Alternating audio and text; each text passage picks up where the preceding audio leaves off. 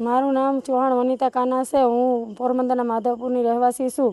મારે યારે માંગરોળના બે બાપુ આવ્યા હતા। એને કીધું તમને સાસુ સોનું દેવરાવું ને લાલચમાં નાખીને તમે પૈસાનો મેળ કરો। અમે 7 લાખ લઈ અને ધારી લઈ આવ્યા। અમને ધારી આવ્યા એટલે એ લોકોએ અમને સોનું આપ્યું। અમે ઘરે જઈ અને ચેક કરાવ્યું ને 7 લાખ અમારા લઈ લીધા એને। અને ઘરે જઈને ચેક કરાવ્યું તો ખોટું સોનું નીકળ્યું। એટલે અમે સીધા ધારી પોલીસ સ્ટેશને આવ્યા, ફરિયાદ લખાવી અને ત્યાંથી પછી અમે અમરેલી એસપીમાં ગયા।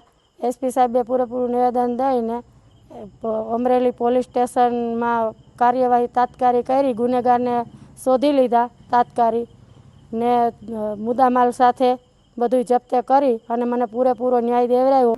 હાલમાં ધારી પોલીસ સ્ટેશન ખાતે એક ફરિયાદીને સસ્તું સોનું ખરીદવાની લાલચ આપી તેમને વિશ્વાસમાં લઈ અને તેમને ખોટું સોનું આપી અને તેમની જોડે 10 લાખની છેતરપિંડી કરવામાં આવેલી હતી।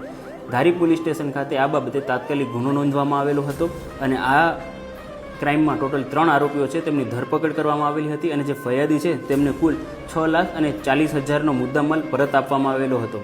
આની સાથે જાહેર જનતાને એ પણ અપીલ છે કે જ્યારે પણ આવા ફ્રોડ કે ન્યુસન્સ આવતા હોય છે ત્યારે આવી લાલચમાં ન આવે અને જો તમને કોઈક પણ આવી લાલચ આપે તો તરત નજીકના પોલીસ સ્ટેશનનો સંપર્ક કરવો।